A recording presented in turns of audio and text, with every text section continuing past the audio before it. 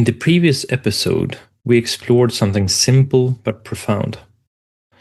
What happens when a civilization accelerates faster than the human nervous system can adapt? We looked at how chronic stress changes perception, how the brain simplifies complexity, and how that can lead to polarization. But polarization is not the only possible outcome.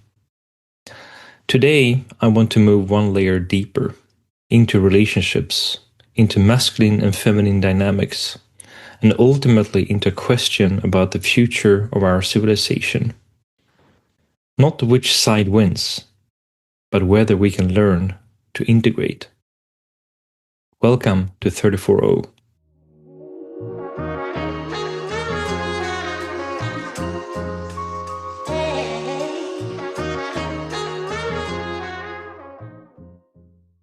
Part 3. Masculine and feminine beyond gender. Let's move into something more relational, because this isn't just philosophical. It shows up in love. Esther Perel, Autonomy versus Closeness.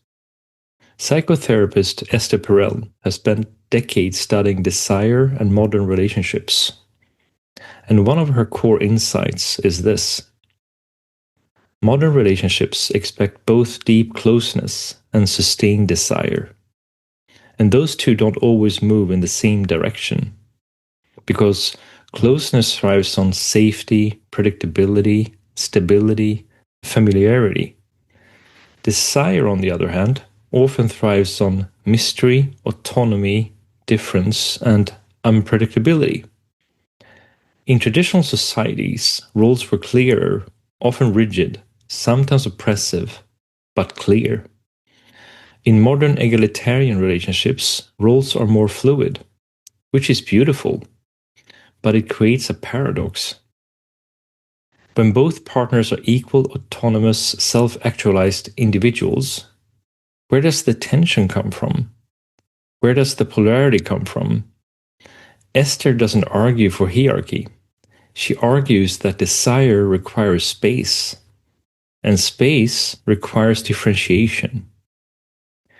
If two people become psychologically merged, overly similar, overly fused, attraction can decrease. Not because equality is wrong, but because sameness reduces friction. And friction is part of erotic charge.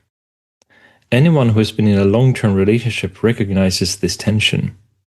We want closeness, but we also want aliveness. Esther has a way of putting this into context beautifully, and I've admired her for a long, long time.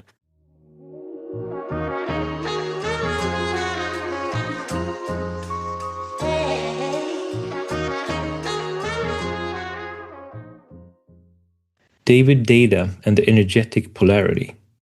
Now, some relational teachers, including David Data, notably The Way of the Superior Man, frame this in terms of masculine and feminine polarity.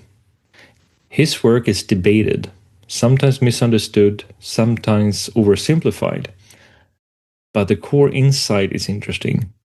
Attraction often thrives on energetic contrast, not dominance, not hierarchy. Contrast. One partner embodying direction, grounded presence, containment, and the other embodying flow, expression, and movement. Again, this is not about gender roles. It's about nervous system under pressure. It's about energetic patterns. And if both partners suppress parts of themselves in order to become hyper-efficient, hyper-rational, and hyper-independent, something erotic can flatten, because erotic energy is not purely rational. It's dynamic, it's relational, it's polar. Some people dislike the language of masculine and feminine energy, and that's understandable. The moment we hear those words, we often think of rigid roles, about the actual sex. But what we're really talking about here are patterns of energy or orientation. Yin and yang sometimes is better option for some. The cultural shift from hierarchy to deconstruction Now zoom out.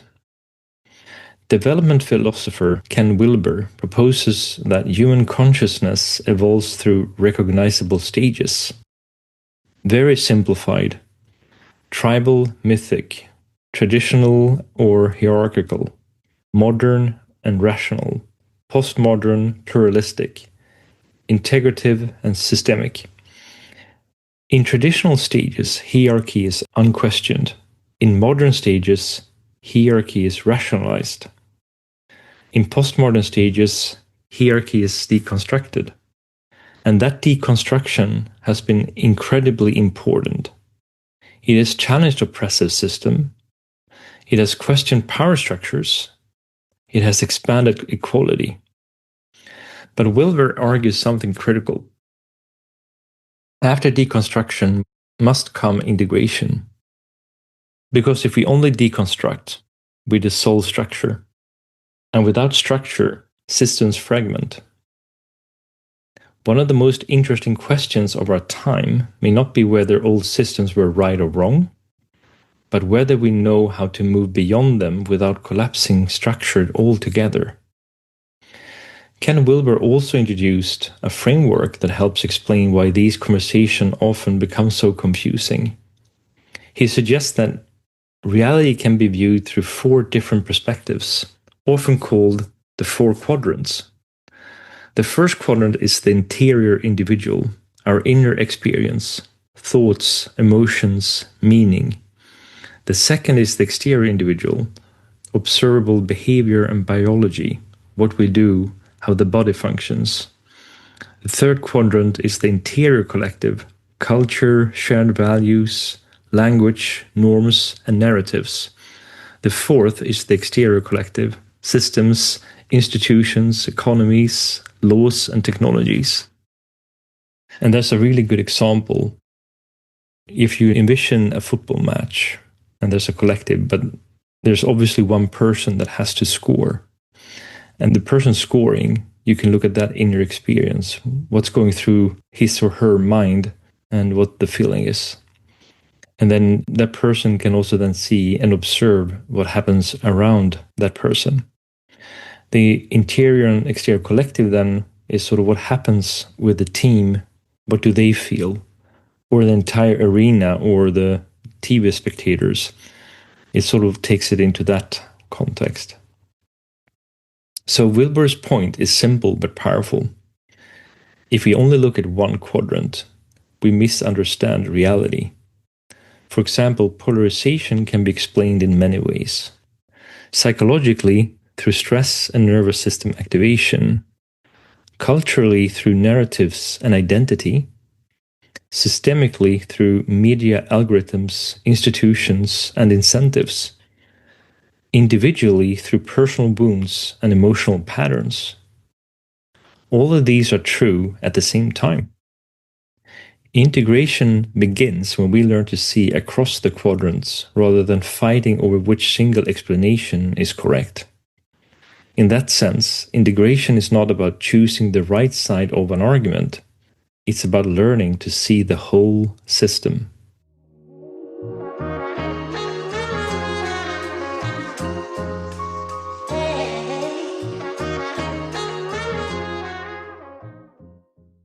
Pluralistic versus integrative. In pluralistic stages, the goal is equality, which is vital, but equality can sometimes be interpreted as sameness. If difference is automatically equated with dominance, then contrast itself becomes suspicious. Integrative stages go further. They say, we can hold difference without collapsing into hierarchy. We can honor polarity without oppression. We can integrate structure and flow. Integration does not mean returning to rigid gender roles. And it does not mean erasing difference. It means developing enough psychological maturity to hold complexity. To say, yes, we are equal in value, and yes, we are different in expression, without the difference becoming dominance. That's the subtle shift.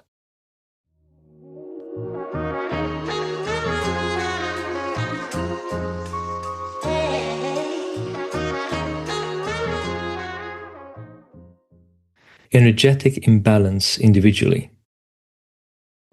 So if we translate this into energy language, masculine energy without feminine integration becomes very hyperproductive, instrumental, transactional, emotionally armored, goal-focused, but disconnected.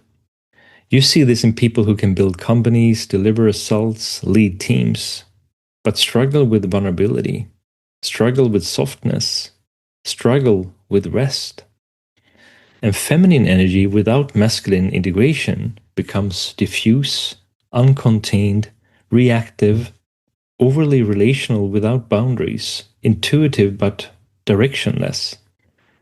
You see this in people who feel deeply but struggle to act, struggle to decide, struggle to follow through. Neither is better, both are incomplete.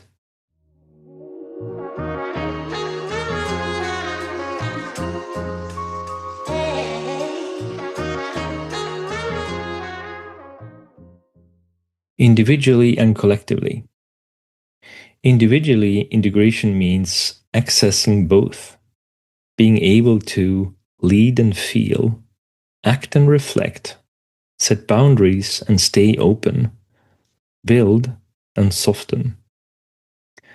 Collectively, integration means designing systems that reward both execution and restoration, progress and presence, autonomy and interdependence.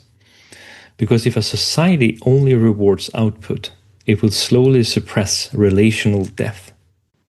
And if it only rewards emotional expression without structure, it will stagnate.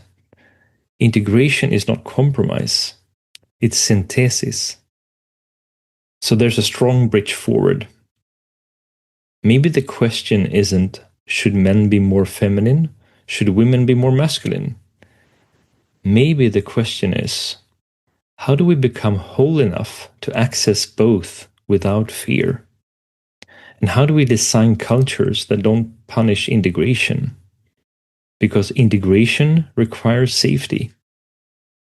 And safety requires slowing down. And slowing down challenges acceleration. Which brings us back to where we began.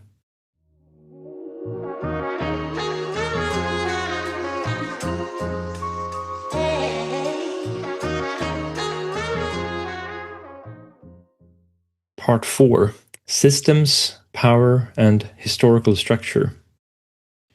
If we zoom out even further, this isn't just about relationships, it's about civilization itself. Historian Yuval Noah Harari, in Sapiens and Homo Deus, often points out that the agricultural revolution fundamentally changed human social organization. When humans were small-scale hunter-gatherers, social groups were relatively small, dozens, maybe a few hundred people. Power was often more distributed. Reputation mattered. Face-to-face interaction regulated behavior. But agriculture changed everything.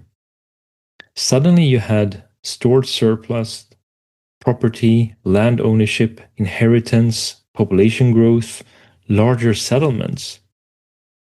And once you have stored surplus and inheritance, you need systems. You need law, contracts, clear lineage, hierarchy, enforcement, because complexity increases. And complexity demands coordination.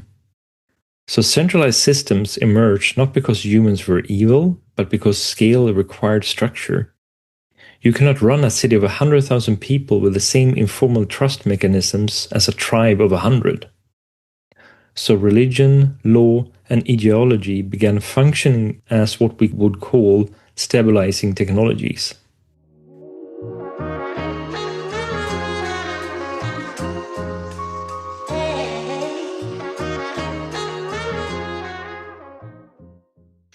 Durkheim, Moral Frameworks as a Social Glue.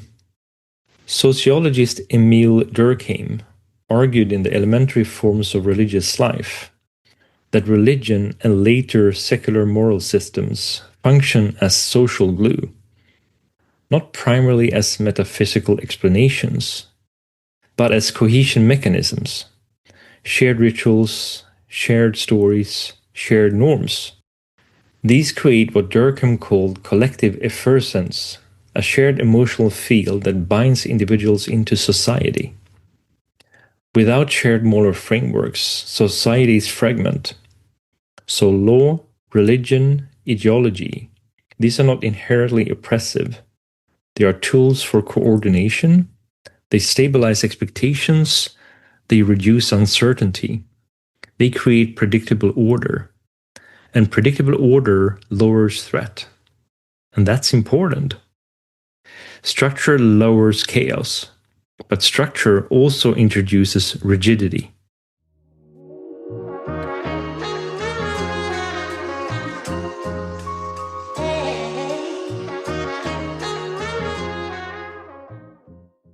The pattern across history.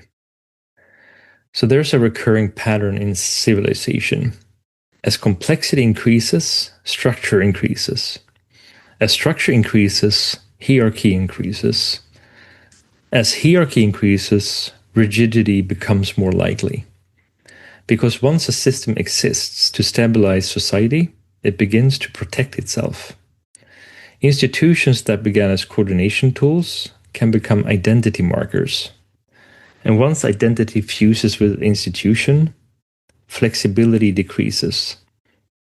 Now, this is not about blaming a specific religion or a specific ideology or a specific culture. This is a structural pattern. You see it in religious institutions, political parties, corporations, academic systems, even activist movements. What begins as a response to chaos can harden into dogma. And when dogma replaces reflective awareness, rigidity emerges.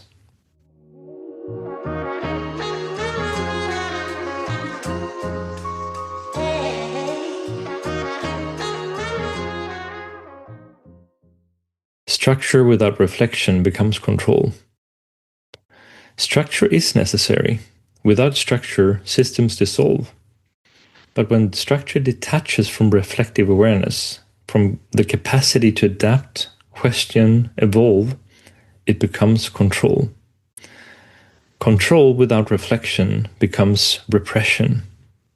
Repression creates resistance. Resistance creates polarization. And we're back to the earlier loop. This is not a moral condemnation of civilization. It's an evolutionary tension. Stability requires structure. Growth requires flexibility. Humanity requires reflection. The challenge is maintaining all three. So, the deeper question.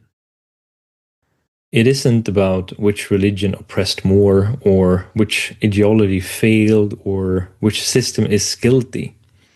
The deeper question is, how do complex systems maintain necessary structure without losing their humanity? How do we build institutions that are strong enough to hold society, but flexible enough to evolve? How do we preserve coordination without suppressing difference? Because if structure collapses, chaos emerges. But if structure calcifies, stagnation and repression emerge. Integration is not anti-structure. It's structure infused with awareness, bringing it back to the present. Now, let's apply this to today. We live in the most complex civilization in human history, with global supply chains, digital networks, merged financial systems, algorithmic governance, mass-scale institutions. Complexity has never been higher, so structure has never been stronger. But reflective awareness has not necessarily scaled at the same rate. And when structure outpaces awareness, rigidity increases.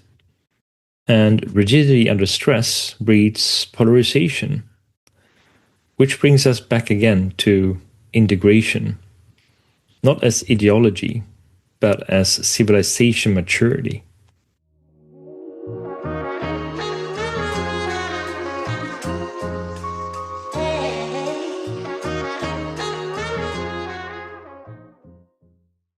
Part 5.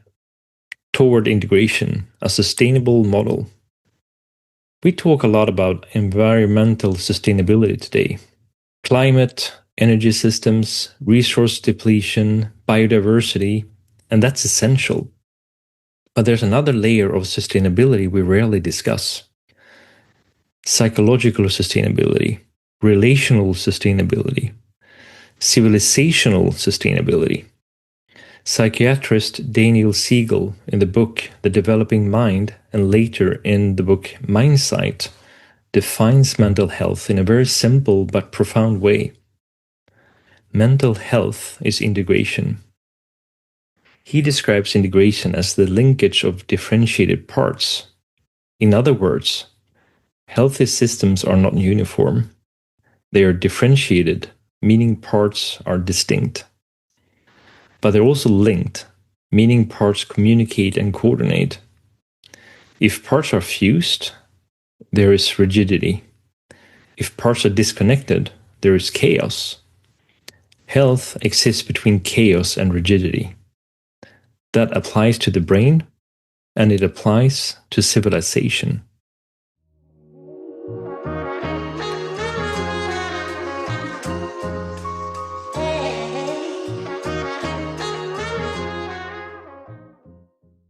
Integration as resilience.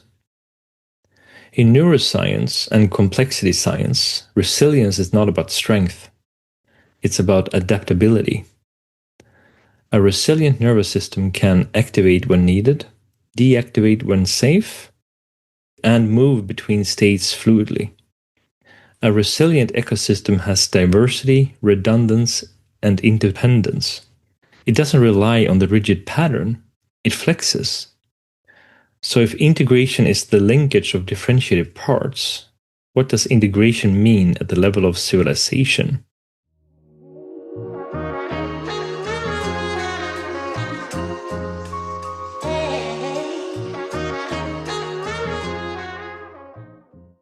Applying integration to society.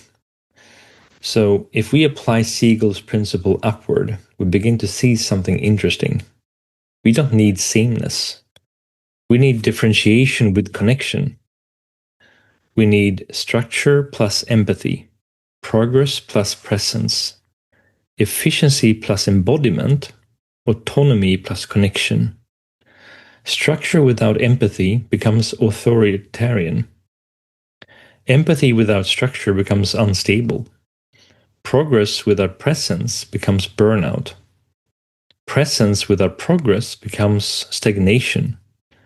Efficiency without embodiment becomes mechanical. Embodiment without efficiency becomes impractical. Autonomy without connection becomes isolation.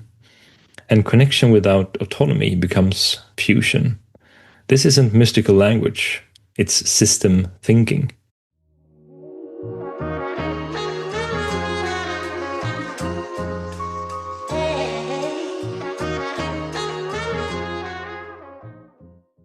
The burnout civilization. A society that runs exclusively on acceleration will eventually burn out, not just individuals, institutions, families, communities. When productivity becomes the biggest and highest virtue, everything else becomes secondary. Reflection becomes indulgent, rest becomes laziness, slowness becomes weakness, emotional depth becomes inefficiency. And over time, the nervous system stays activated. And activated systems, as we learned, polarize.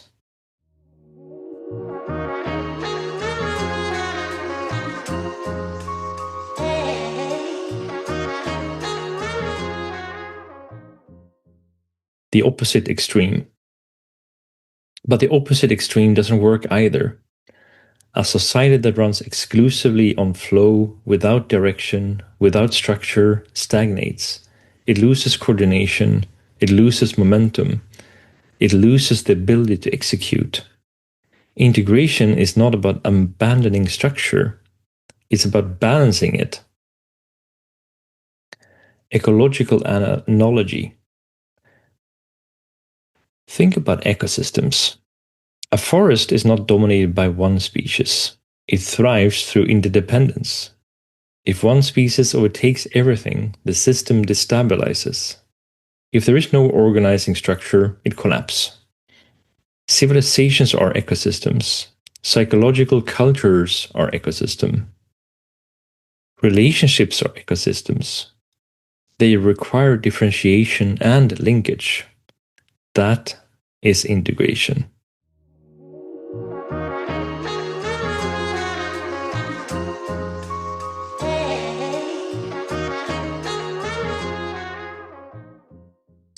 Civilizational maturity.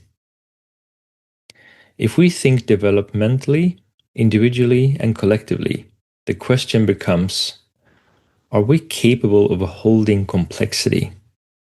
Can we tolerate difference without turning it into dominance? Can we build systems that reward output without suppressing humanity? Can we design cultures where strength and softness coexist? Because the future probably doesn't belong to dominance. It belongs to adaptability.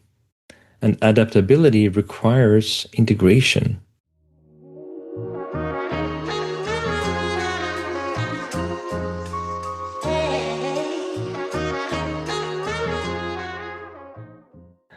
Bringing it home. If integration is the linkage of differentiated parts, then the work begins inside us. The more I explore these questions, through writing, through conversations on this podcast, through my own relationships, the more something simple becomes clear. Integration is not an abstract idea. It shows up in very small moments, in how we respond when we feel triggered, in the whether we pause or react, in whether we stay curious or become certain. Those moments are when integration actually begins. Can I hold my ambition and my vulnerability? Can I lead and feel? Can I slow down without collapsing? Can I act without hardening? Because whatever we cannot integrate individually, we will externalize collectively. And whether we integrate internally, we make possible externally. The future is not masculine or feminine, not left or right. It's integrated. And integration is not weakness, it is maturity. And if there is one idea I keep returning to, it is this. The future likely belongs not to dominance, but to integration. So the invitation is this. This episode isn't about arriving at final answers. It's about asking better questions. We began with acceleration, a civilization moving faster than the human nervous system can comfortably sustain. We looked at how chronic stress narrows perception, how cognitive overload collapses nuances into binaries, how moral outrage activates tribal instincts. We explored how social systems, religion, law, ideology emerge to stabilize complexity, but can harden into rigidity when structure loses reflection. We examined how modern equality has deconstructed hierarchy, and how the next developmental step may not be sameness, but integration. We saw how resilience in the brain, in ecosystems, in relationships, depends on differentiated parts that remained linked. Not fusion, not fragmentation, integration. So maybe the next step in human development isn't about winning culture wars. Maybe it isn't about men defeating women, or women correcting men, or left overpowering right. Maybe it's about increasing our capacity for complexity. The capacity to hold differences without turning it into dominance. Not integration as compromise, but integration as maturity. Not less ambition, but ambition grounded in awareness. Not less structure, but structure infused by humanity. Not less strength, but strength that can soften. And maybe the real work isn't out there.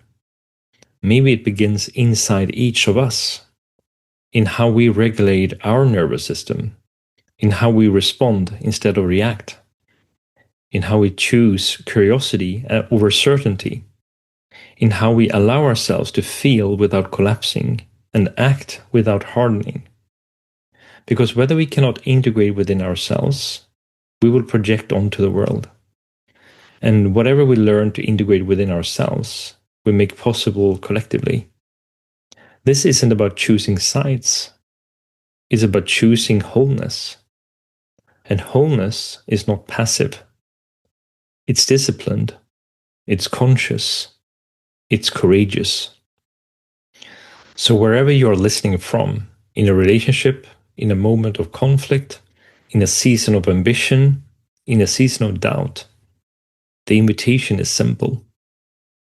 Slow down enough to notice. Regulate enough to listen.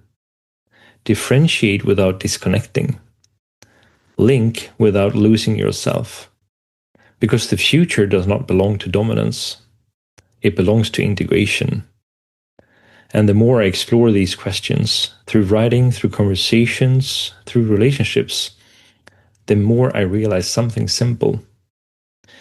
Integration is not an abstract idea. It's something we practice every day, in how we listen, in how we respond when we feel triggered, in how we stay present when it would be easier to react. And integration begins with presence, and in how we love, how we listen, how we choose to show up in our closest relationships.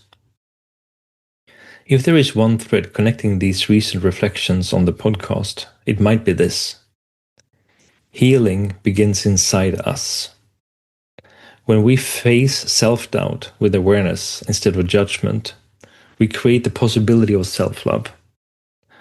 When we learn to meet each other in the space between reaction and presence, relationships deepen. And when enough individuals and relationships begin to move from presence rather than fear, societies also become capable of integration rather than polarization. So perhaps the real work is not choosing sides. It's developing the maturity to hold complexity within ourselves, between each other, and eventually within the systems we build together. Stay open, stay honest, and stay present.